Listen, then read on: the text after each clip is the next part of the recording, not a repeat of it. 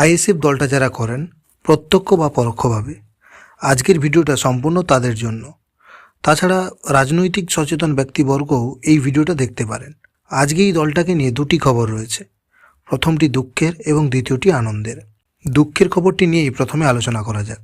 দুর্গাপূজার আগে থেকে আজকের দিন পর্যন্ত আইএসএফ সুপ্রিমো নওশাদ সিদ্দিকী একাধিকবার বামফ্রন্ট চেয়ারম্যান বিমান বসুকে লিখিতভাবে চিঠি পাঠায় জোটের বৈঠক নিয়ে। তিনি একাধিকবার ইমেলও করেন, কিন্তু আলিমুদ্দিন থেকে কোনো সদুত্তর আসেনি।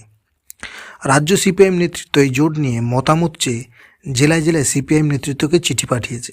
তারা কিন্তু স্পষ্টত জানিয়ে দিয়েছে কংগ্রেস আর আইএসএফের সাথে জোট যেন না হয়। তারা বৃহত্তর বাম ঐক্যের পক্ষে। এর নেপথ্যে একটি বড় কারণ রয়েছে, সেটি হলো বামেদের সাথে যদি আইএসএফের জোট হয় তাহলে আইএসএফ ন্যূনতম 7টি আসন জিততে চলেছে, আর যেটা কোনো মতেই চাইবে না সিপিআইএম।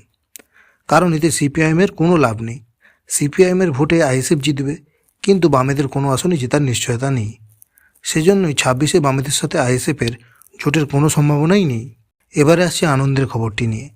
2021 সালে সংযুক্ত মোর্চার সাথে আইএসএফ হাতে হাত মিলিয়ে লড়ে 4টি আসনে তারা দ্বিতীয় স্থান দখল করে, যথা ক্যানিং পূর্ব, বসিরহাট উত্তর, দেগঙ্গা, হাড়োয়া। অবশেষে তারা ভাঙড় আসনটি জিততে সক্ষম হয় এবং পরবর্তীতে 2024 সালের লোকসভা ভোটে আসন ভাগাভাগির বনিবনা নিয়ে বামেদের সাথে আর জোট হলো না আইএসএফের। কিন্তু তারা একক ক্ষমতায় লড়ে 4টি লোকসভা কেন্দ্রে বামেদেরকে চতুর্থ স্থানে ফেলে রেখে তৃতীয় স্থানে উঠে আসে। তাদের এই 2021-এর বিধানসভা এবং 2024-এর লোকসভার আউটস্ট্যান্ডিং পারফরমেন্স দেখে একটা জিনিস কার্যত স্পষ্ট, তারা যদি 26-এ একক শক্তিতে লড়াই করে তবুও কিন্তু তারা মিনিমাম 5টি আসন জিততে পারে। এই আসনগুলি হলো হাড়োয়া, দেগঙ্গা, ভাঙড়, বসিরহাট উত্তর, ক্যানিং পূর্ব।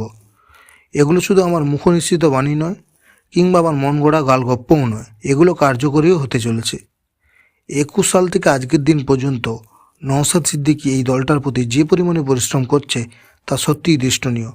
বিভিন্ন এলাকায় যেভাবে তাদের সংগঠন গড়ে উঠেছে, তাদের পক্ষে একক শক্তিতে লড়াই করে সিট জেতাটা অস্বাভাবিক কিছু নয়। আমাদের এই তথ্যটি যদি আপনাদের ভালো লেগে থাকে তাহলে আমাদের চ্যানেলের পাশে থাকবেন।